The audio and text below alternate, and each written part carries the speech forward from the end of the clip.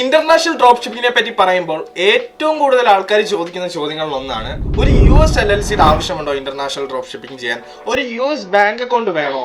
ഒരു US address വേണോ? ഒരു US കമ്പനി തുടങ്ങണോ? എങ്ങനെ നമ്മൾ ഇന്റർനാഷണൽ കസ്റ്റമേഴ്സിന്റെ കയ്യിൽ നിന്ന് പേയ്മെന്റ് റിസീവ് ചെയ്യും എന്നിങ്ങനെ 1000 ചോദ്യങ്ങൾ. എന്നെയും തേടി ഇങ്ങനത്തെ ചോദ്യങ്ങൾ ഇഷ്ടം പോലെ എല്ലാ ദിവസവും വരാറുണ്ട്. എല്ലാവർക്കും ഒരേ സമയത്ത് റിപ്ലൈ ചെയ്യാൻ പറ്റാത്തതുകൊണ്ട് ഈ ഒരു വീഡിയോ എല്ലാവർക്കും യൂസ്ഫുൾ ആയിരിക്കും ഞാൻ പ്രതീക്ഷിക്കുന്നു.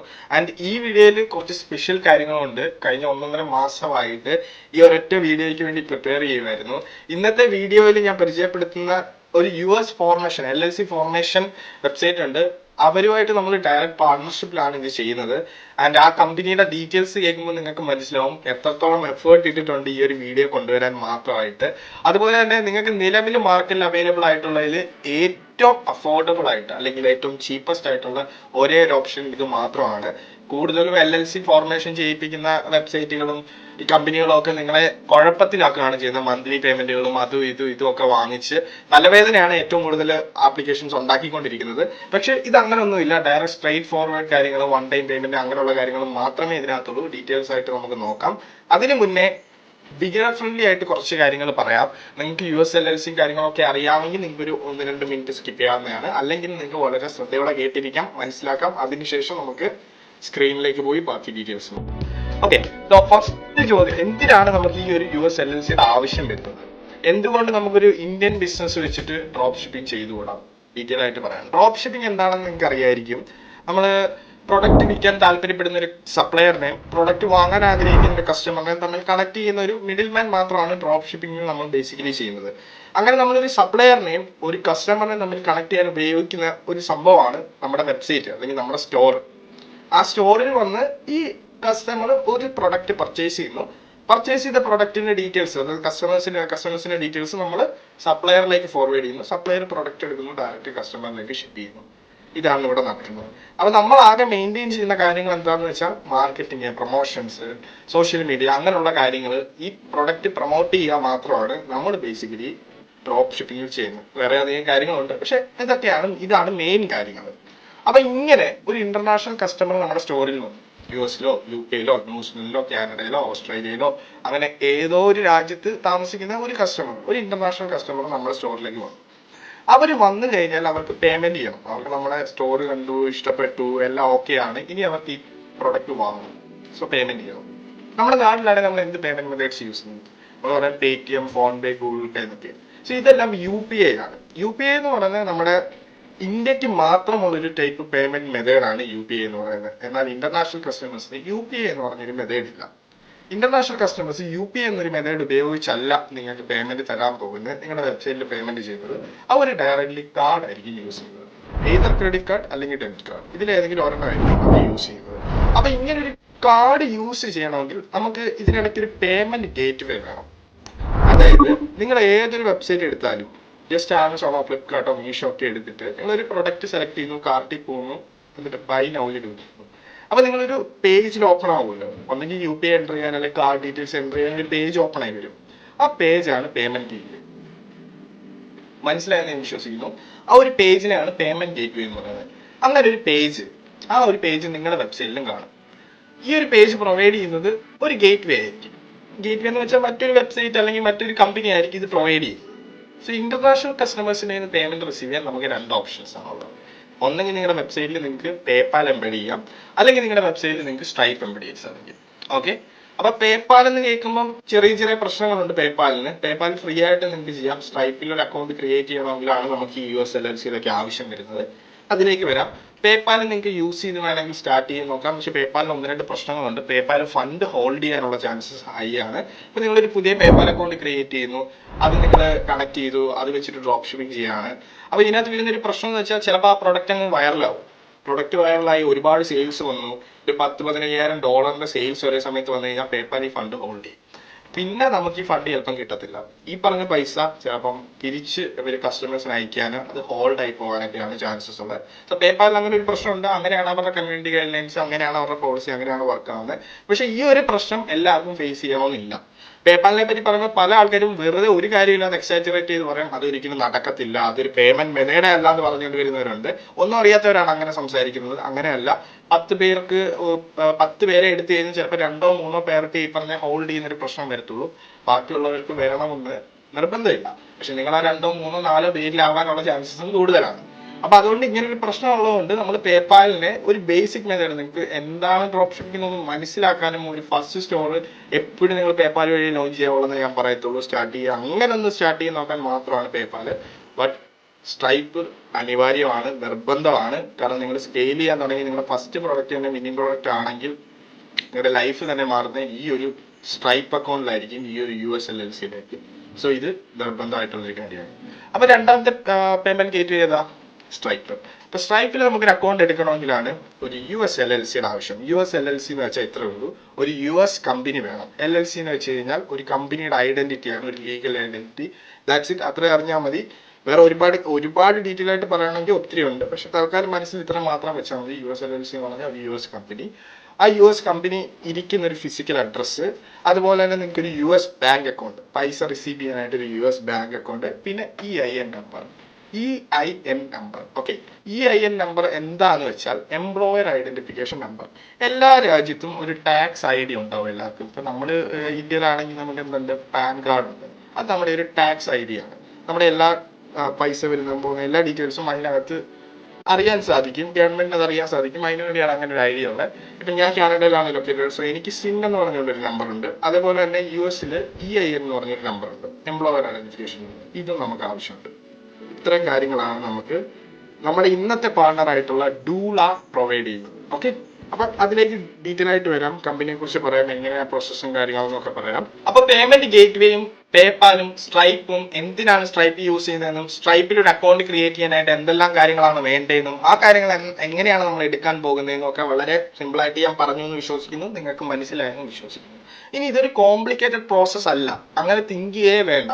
ഞാനും ആദ്യമൊക്കെ ചിന്തിച്ചിട്ടുണ്ട് ഇത് കോംപ്ലിക്കേറ്റഡ് ആണോ, USLLC ഇതൊക്കെ എങ്ങനെ ചെയ്യും, അങ്ങനെ ഒന്നും വിചാരിക്കേണ്ട. ഈ വീഡിയോ കുറച്ച് ലോങ് ആണെങ്കിലും ഇത് വെർത്ത് ആയിരിക്കും ലാസ്റ്റ് വരെ കണ്ടിരിക്കുന്നത്. ഞാൻ സിമ്പിൾ ആയിട്ടായിരിക്കും എക്സ്പ്ലെയിൻ ചെയ്യുന്നത്.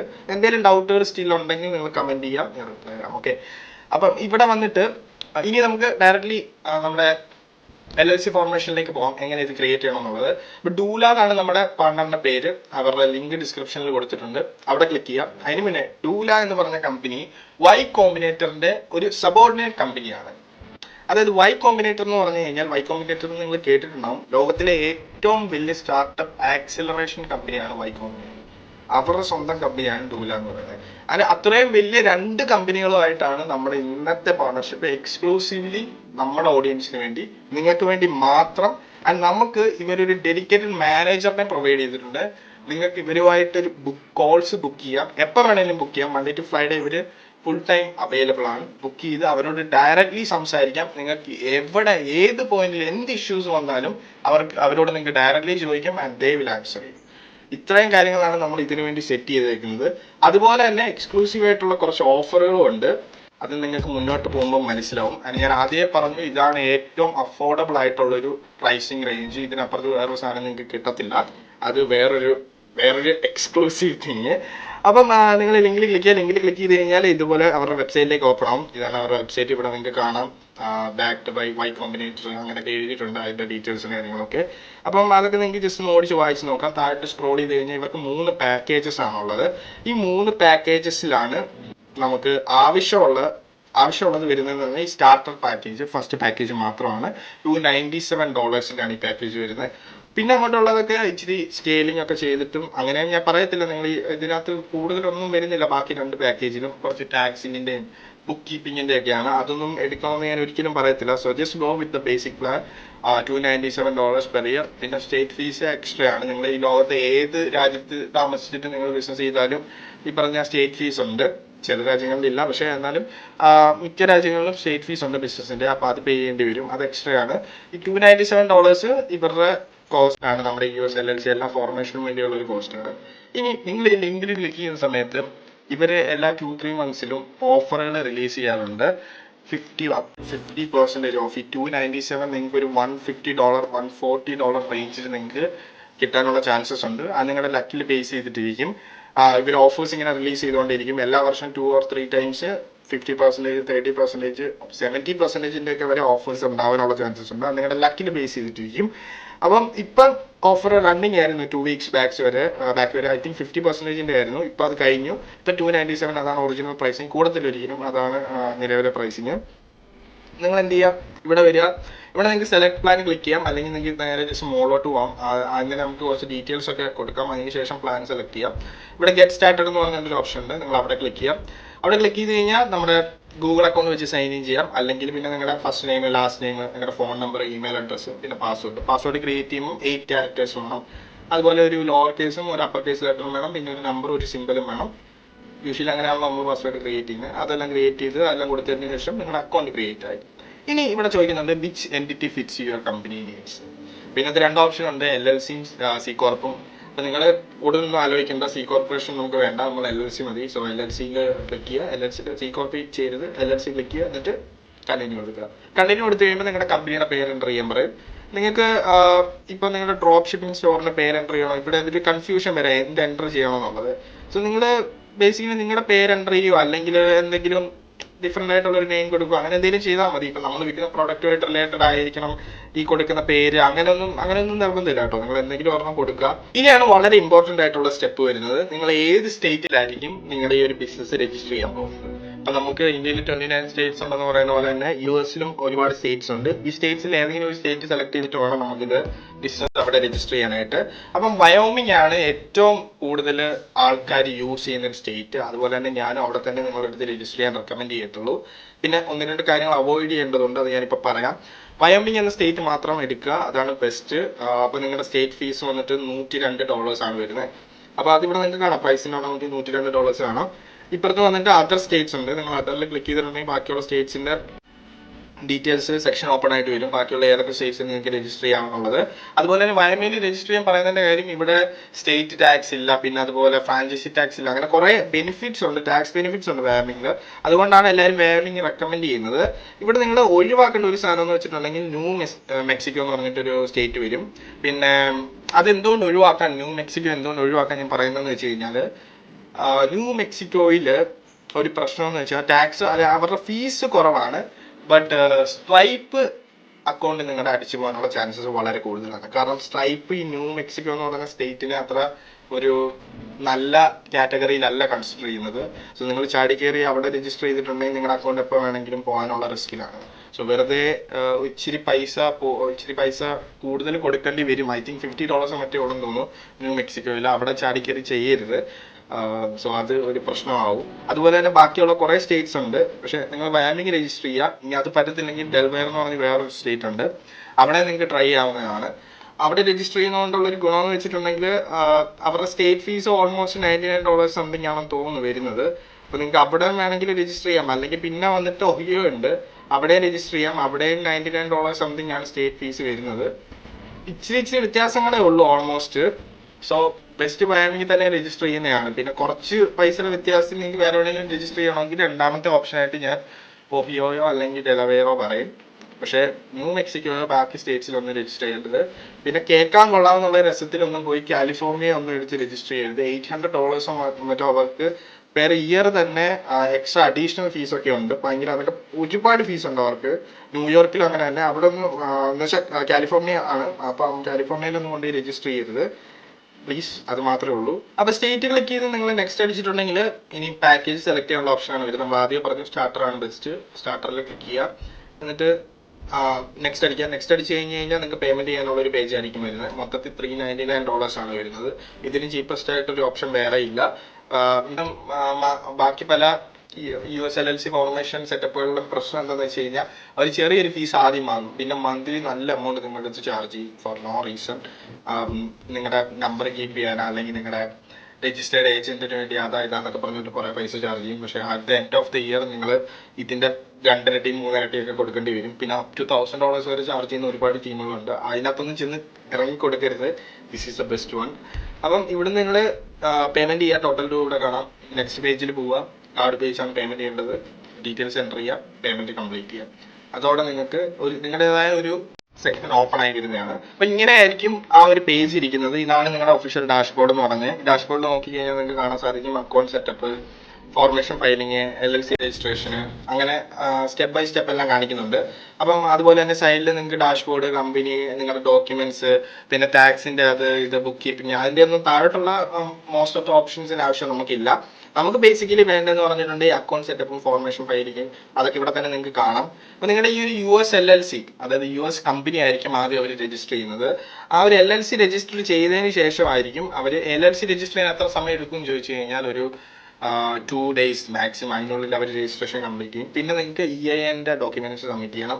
EIN പ്രോസസ്സിംഗ് ഇവിടെ കാണാം. EIN അപ്രൂവൽ ആയി കഴിഞ്ഞാൽ അപ്രൂവ് ആയി, IRS അപ്രൂവ് ചെയ്തെന്ന് ഇവിടെ ഇങ്ങനെ എഴുതി വരും. ഓക്കെ, അപ്പൊ അപ്രൂവൽ കഴിഞ്ഞ് കഴിഞ്ഞാൽ നിങ്ങൾക്ക് ഇവിടെ ഡൗൺലോഡ് ചെയ്യാനുണ്ട്. അവിടെ ക്ലിക്ക് ചെയ്ത് നിങ്ങൾക്ക് ഡൗൺലോഡ് ചെയ്യാം. ഇല്ലെങ്കിൽ പിന്നെ നിങ്ങൾക്ക് എല്ലാം കൂടെ ഒരുമിച്ച് മൈ ഡോക്യുമെന്റ്സ് ചെന്നിട്ട് നിങ്ങൾ ഓരോ ഡോക്യുമെന്റുകളായിട്ട് അവിടെ കണ്ട് ഡൗൺലോഡ് ചെയ്യാവുന്നതാണ്.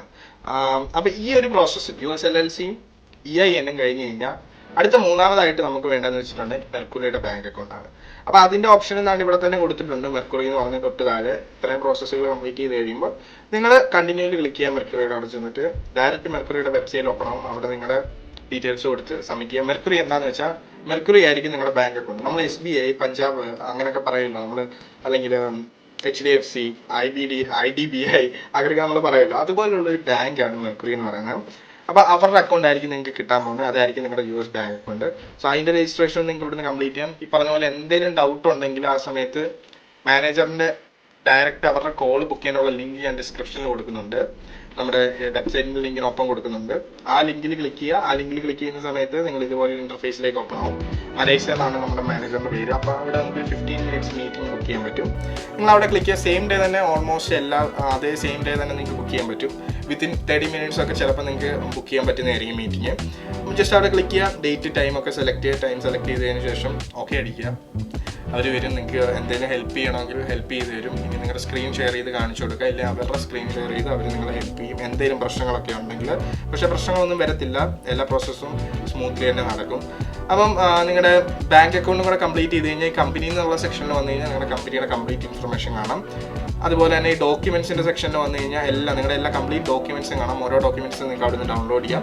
ഇവിടെ നിങ്ങൾക്ക് ആസ്ക് AI എന്ന് പറഞ്ഞൊരു ഓപ്ഷൻ ഉണ്ട് ഡോക്യുമെന്റ്സിന്റെ സെക്ഷനിൽ. അതെന്തിനാന്ന് വെച്ചാൽ നിങ്ങൾക്ക് അവിടെ ക്ലിക്ക് ചെയ്യാം. നിങ്ങളുടെ ഇപ്പം ഡോക്യുമെന്റ് കുറേ ഡോക്യുമെന്റ്സ് വരുമല്ലോ, കുറച്ചധികം ഡോക്യുമെന്റ്സ് വരാൻ ചാൻസ് ഉണ്ട്.